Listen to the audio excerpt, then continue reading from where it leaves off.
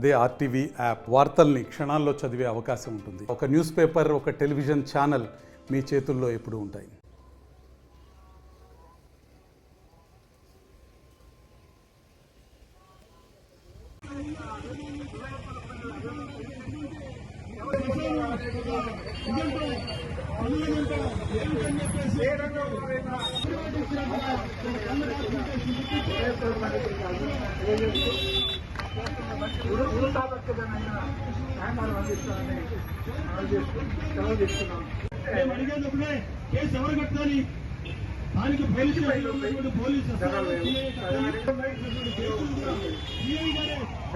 ఎన్నికలకు ముందు కూటమి ఇచ్చినటువంటి సూపర్ 6 అదేవిధంగా ఎన్నికల హామీలు పూర్తి స్థాయిలో నెరవేర్చాలి, అదేవిధంగా కూడా బకాయిలు కూడా పూర్తిగా చెల్లించాలని చెప్పేసి కూడా ఈరోజు సిపిఐఎంఎల్ న్యూ డెమోక్రసీ ఆధ్వర్యంలో కూడా ఒంగోలు కేంద్రమైనటువంటి కలెక్టరేట్ కార్యాలయం వద్ద కూడా నిరసనకు దిగారు. అసలు పూర్తిగా వారైతే కొన్ని డిమాండ్స్ కూడా చేస్తున్నారు. ఆ డిమాండ్స్ ఏంటో వారు మాట్లాడి తెలుస్తున్నారు. చెప్పండి మేడం, ముఖ్యంగా ఈరోజు మీరు చేస్తున్నటువంటి నిరసన ఎటువంటి డిమాండ్స్ కోరుకున్నారు? అసలు మీ ముఖ్యమైన డిమాండ్స్ ఏంటి?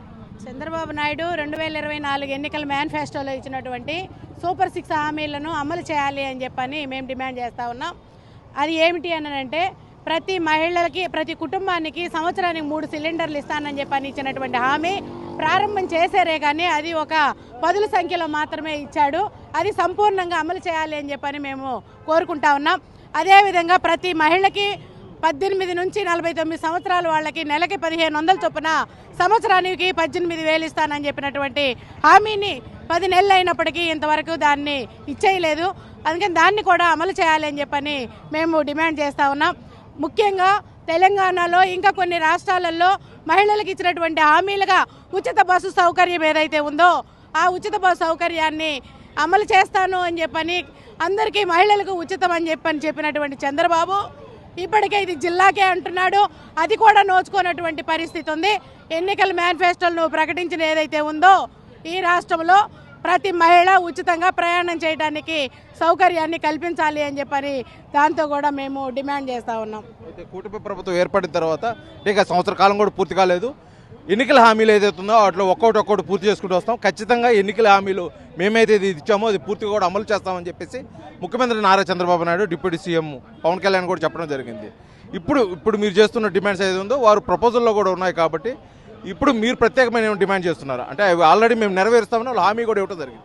లేదు, వాళ్ళు హామీ 10 నెలలు గడిచింది. ఇప్పటికే 10 నెలలు అయినప్పటికీ ఎన్నికల మేనిఫెస్టోలో చెప్పినటువంటి మొదటి 2, 3 సంతకాలు చేస్తానని చెప్పినటువంటిది నిరుద్యోగ భృతిగా 3,000 వాళ్ళకి కల్పిస్తాను, డిఎస్సి వేస్తాము, నిరుద్యోగులకి ఉద్యోగాల అవకాశాలు కల్పిస్తామని చెప్పని కూడా చెప్పారు. ఇప్పటికే 10 సంవత్సరాల నుంచి ఎలాంటి ఉద్యోగాలు లేకుండా ఒక నిరుద్యోగులకు అయిపోయి అనేక రకాలుగా ఇబ్బందులు పడుతూ ఉన్నటువంటి పరిస్థితి కూడా ఉంది. అందుకని ఇవన్నీ వాళ్ళు అమలు చేయడానికి ఎన్నికల్లో 10 నెలలు సరిపోదా అని చెప్పని మేము ప్రశ్నిస్తూ ఉన్నాం. అందుకని నిదానంగా అంటే 5 సంవత్సరాల లోపు వీళ్ళు అధికారంలోకి ఉన్నాం కాబట్టి చేస్తామనేది కరెక్ట్ కాదు. ఖచ్చితంగా వాళ్ళు ఏదైతే అధికారం వచ్చిన మరుసటి రోజు నుంచే దీన్ని అమలు చేయాలి అని చెప్పని మేము డిమాండ్ చేస్తూ ఉన్నాం. ఎన్నికల హామీలో భాగంగా ఇప్పటికే పెన్షన్ పంపిణీ కార్యక్రమం కానీ అదేవిధంగా డిఎస్సి నోటిఫికేషన్ కూడా కానీ కొన్ని అమలు చేసిన పరిస్థితి, కొన్నిటి కొంత సమయం పడుతుంది, దానికి ఇంకా నివేదికలు రావాల్సిన అవసరం ఉందని చెప్పేసి కూడా ప్రభుత్వం నుంచి వస్తున్న సమాధానం. దీనిపై మీరేమనుకుంటారు? సూపర్ 6 హామీలకి పెన్షన్కి సంబంధం లేదు. సూపర్ 6 హామీలు ఏది ఇచ్చాడో ఆడబిడ్డ నిధిని అమలు చేయాలంటే 28,800 కోట్ల రూపాయలు అవసరం. ఈ 28,800 కోట్ల రూపాయలని నిన్న బడ్జెట్లో ఎటువంటి ప్రతిపాదన అది రాలేదు. అలాగే అన్నదాత సుఖీభవ పథకాన్ని అమలు చేయాలంటే 13,000 కోట్ల రూపాయల పైగా అవసరం అవుతాయి. దానికి బడ్జెట్లో 6,000 కోట్లు మాత్రమే కేటాయించారు. అలాగే ఉచిత బస్సుకు సంబంధించి ఎటువంటి కేటాయింపులు బడ్జెట్లో లేవు. బడ్జెట్లో కేటాయింపులు లేకుండా సూపర్ 6 పథకాలను ఏ రకంగా అమలు చేస్తారు? అందుకని సూపర్ 6 అబద్ధాలు తప్ప సూపర్ 6 హామీలకు సంబంధించి నిర్దిష్టమైన డబ్బు కేటాయింపు బడ్జెట్లో లేకుండా అమలు చేయడం అనేది అసాధ్యమైన విషయం. అందుకని నవరత్నాల గురించి విమర్శ చేసిన చంద్రబాబు ప్రభుత్వం సూపర్ 6 హామీలను అమలు చేయాలంటే బడ్జెట్లో కేటాయింపులు అవసరం. బడ్జెట్లో కేటాయింపులు లేకుండా ఎలా అమలు చేయగలుగుతారు? ఏం అమలు చేశారు ఇప్పుడు దాకా? గ్యాస్ సిలిండర్లకు సంబంధించి సంవత్సరానికి 3 ఉచితం అన్నారు. దానికి ఇవాళ 1,43,00,000 గ్యాస్ సిలిండర్లు అవసరం అయితే వాళ్ళు కేటాయించిందంతా 60 లక్షల మందికి కూడా అది కేటాయింపు లేవు.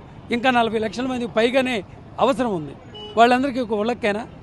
అందుకని చెప్పింది ఒకటి, ఇవాళ ఆచరణలో అబద్ధాలు జరుగుతున్నాయని అబద్ధాలు చెప్పి అధికారానికి వచ్చే తప్ప అమలు చేయలేదు. అందుకని కూటమి ప్రభుత్వం ఏ హామీలు అయితే ఇచ్చారో దాన్ని అమలు చేయమని మేము ఆందోళన చేస్తున్నాం. ఈ ఆందోళన తీవ్రతరం చేసి రేపు రాష్ట్ర రాజధానికి కూడా త్వరలో చలో అమరావతికి పిలిపివ్వబోతా ఉన్నాం. ఇది మొత్తానికి కూడా ఈరోజు చేస్తున్నటువంటి సిపిఐఎం న్యూ డెమోక్రసీ ఆధ్వర్యంలో చేస్తున్నటువంటి నిరసన కార్యక్రమం కూడా పూర్తిగా కూడా ఎన్నికలకు ముందు కూటమి ప్రభుత్వం ఏదైతే ఇచ్చిందో హామీలు ప్రతి ఒక్కరు కూడా అమలు చేయాలి. ఒక్కొక్కటిగా కాదు, ఒకేసారి బడ్జెట్ కేటాయించి ఏదైతే ఉన్నాయో మొత్తం కూడా అమలు చేస్తేనే న్యాయం జరుగుతుంది, లేకపోతే మా ఆందోళన ఉధృతం చేస్తామని చెప్పేసి ఈరోజు కలెక్టరేట్ ముందు కూడా వినూత్నంగా నిరసన తెలియజేస్తూ తమ నిరసన అదేవిధంగా వారి డిమాండ్స్ కూడా తెలియజేస్తున్న పరిస్థితి ఒంగోలు నుంచి. వీడియో జర్నలిస్ట్ లక్ష్మణ్తో శ్రీనివాస్, RTV, ఒంగోలు, ప్రకాశం జిల్లా. మరిన్ని వీడియోస్ కోసం ఛానల్ ని సబ్స్క్రైబ్ చేయండి. లేటెస్ట్ అప్డేట్స్ కోసం వాట్సాప్ ఛానల్ ని ఫాలో అవ్వండి. అండ్ లింక్ డిస్క్రిప్షన్ లో ఉంది.